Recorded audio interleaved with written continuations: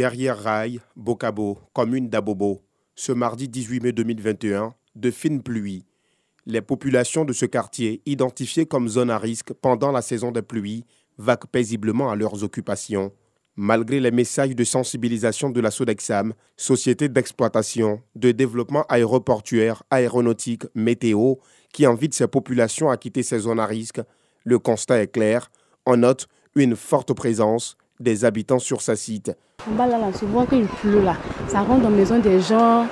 L'année passée même là, ça a fait des dégâts, les gens sont morts en bas là.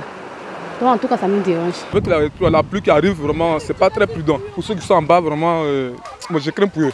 Dans cette cour, 2 personnes ont trouvé la mort suite à un éboulement de terre l'année dernière. Karija dit s'en souvenir encore. Veuve et mère de 6 enfants, elle s'inquiète des pluies de cette année.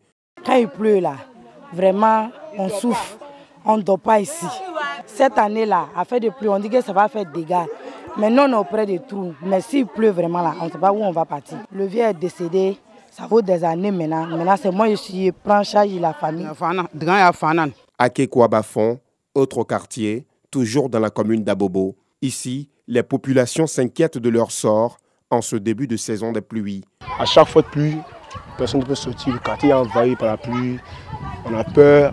Tard dans la nuit, souvent il y a des dégâts matériels qui se passent. Vraiment, ça fait peur. On souffre ici. S'il pleut ici, là, on ne peut pas passer. Souvent, tu es dedans là-bas. Un jour, on est couché dedans là-bas, la clôture est tombée sur les gens. Ça fait 10 ans que je suis dans le quartier. Au départ, ce n'était pas comme ça. Mais au fur et à mesure, quand il pleut, le sable vient. Et les maisons sont en train de s'inonder. Voici une clôture de 18 mètres. Aujourd'hui, la clôture là ne vaut même plus 2 mètres. On est fatigué. La peur, l'angoisse, l'inquiétude de ces riverains est grande. Ils appellent à l'aide. Aujourd'hui, maison, 40 000, 50 000. Mais si toi, ton salaire n'arrive pas à ça, tu fais comment? Par finir, les gens vont dormir au dehors. Donc, on prie Dieu, ce que nous on veut. Ils n'ont qu'à faire caniveau pour que l'eau peut partir. C'est ce que nous on souhaite. Ils n'ont qu'à nous aider pour ça. Il a accouché, la femme est couchée là, mais on voit l'état, on ne sait pas comment on va faire. Donc, quand le temps change, on a déjà peur. À cause de l'eau, là, on a monté, mais quand même, l'eau la dépasse. Quand ça dépasse là même, ça peut arriver ici. L'appel de ces riverains, bien entendu, à la mairie. Un comité de veille et de prévention a déjà été mis en place. Des actions de sensibilisation ont été menées pour éviter le pire, nous explique l'honorable Brahima Ouattara, responsable du dit comité. Ce comité a pour mission d'aller vers ces populations pour les informer et les sensibiliser sur les risques qu'ils courent en restant dans ces zones à risque. Nous avons mené des actions de sensibilisation dans toutes ces zones, les populations impactées par ces zones à risque. Nous avons dit qu'il est important que ces populations puissent quitter ces zones-là pour éviter des pertes en vie humaine.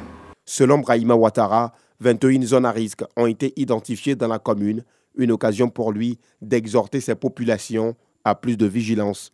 Cette année, le gouvernement a pris toutes les dispositions afin qu'on ait 0 victime en vie humaine.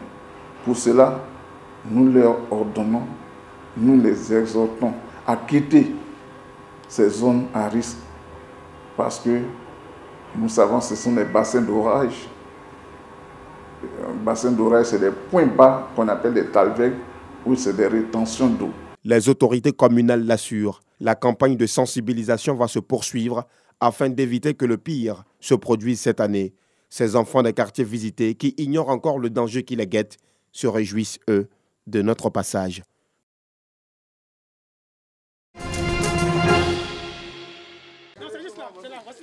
De 2020 à 2021, au moins 1 065 000 personnes vulnérables ont bénéficié des actions sociales, humanitaires et sanitaires du Lions Club District 403 à 2 dans 4 pays d'Afrique de l'Ouest, la Côte d'Ivoire, le Togo, le Libéria et la Sierra Leone.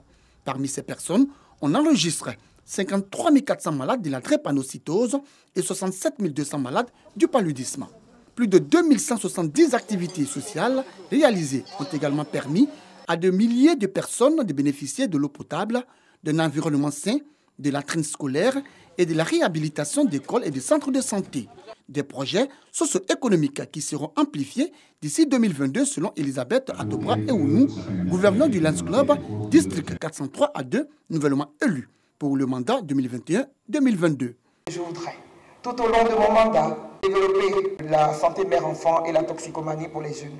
Le recrutement de nouveaux membres, création de nouveaux clubs, renforcement et soutien des clubs en difficulté, organiser des formations. C'est dans ce programme ambitieux que je voudrais m'inscrire et en faire la promotion.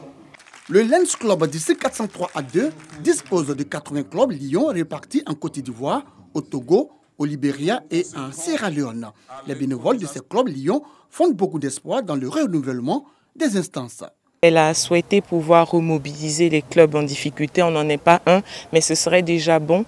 Et de pouvoir nous permettre de nous retrouver à nouveau, avoir des activités pérennes et des activités d'impact. Je pense que ce serait déjà un grand pas. Et la formation, c'est important parce qu'un lion non formé ou pas bien formé est un danger quand même pour notre association. Il est clair que ce gouvernorat-là sera piloté par l'esprit d'union, piloté par l'entraide, par la capacité pour les lions d'être une seule personne dans une seule entité, pour apporter le sourire à ceux qui en ont besoin. Le Lions Club International a été créé en octobre 1917 aux États-Unis d'Amérique. Sa mission, lutter contre la faim, le diabète, le cancer infantile. Une soirée pour célébrer l'excellence et reconnaître le mérite des membres de l'organisation. Une soirée pour saluer l'engagement communautaire de certaines structures opérant dans la commune de Cocody. Fidèle à ses missions, la Jeune Chambre Abidjan Lagune veut promouvoir à travers cette activité dénommée la Nuit des Awards, l'engagement et le service de la communauté. Pour les récipiendaires, la reconnaissance de leur mérite est une fierté. Ce prix, il nous va droit au cœur parce que c'est le fruit du travail bien fait. Le travail bien fait parce que là, ce centre de santé que tout le monde a connu, mais à l'époque, c'était vraiment presque rien. Ça a pris vraiment une ascension et c'est à juste titre vraiment que nous recevons ce titre-là et ça nous va droit au cœur. Notre travail, notre mérite a été reconnu en tant que membre le plus remarquable du comité exécutif local. Et je voudrais encourager mes amis qui n'ont pas démérité pour que nous puissions travailler ensemble, pour que dans les années à venir, nous puissions relancer l'image de notre organisation et la marque de notre organisation. Réseau mondial des jeunes citoyens actifs, la Jeune Chambre internationale veut offrir aux jeunes des opportunités de développement en leur donnant la capacité de créer des changements positifs.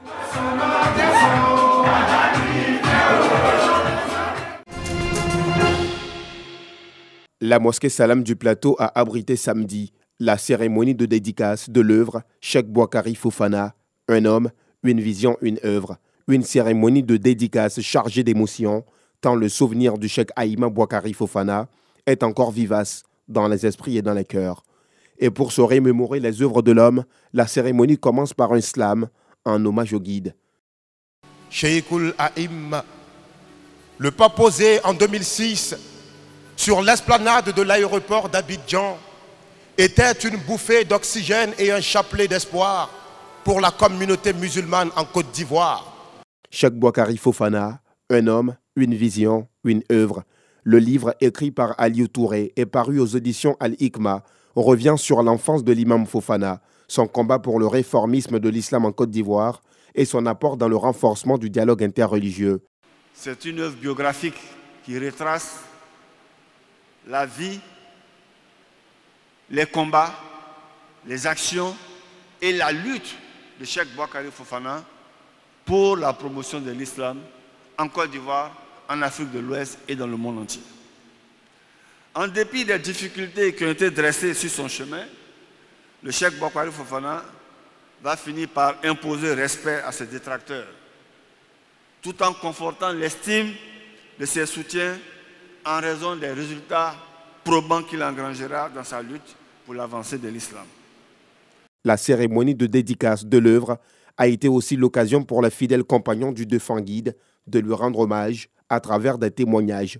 Le livre de 185 pages a été dédicacé en présence de plusieurs guides religieux et cadres de la communauté musulmane. Notre maison d'édition a accepté de produire ce livre parce que tout d'abord, je connais un peu l'homme parce qu'il était comme mon père. Et je croyais en lui. Et je le respectais. J'avais fondé beaucoup d'espoir en lui. Et je comptais beaucoup sur lui. Donc s'il y a une œuvre sur lui, je n'hésite même pas parce que je connais l'homme. Je voudrais d'abord commencer par féliciter l'auteur de l'œuvre, Aliou Touré, pour ce travail magnifique qu'il a pu conduire sur le cheikh Aïma Boubacar Fofana. C'est une œuvre qui retrace en résumant d'une parfaite manière la vie et l'œuvre de cheikh Boubacar Fofana. L'auteur, Aliou Touré, a mis fin à la cérémonie par une dédicace d'œuvres achetée sur place.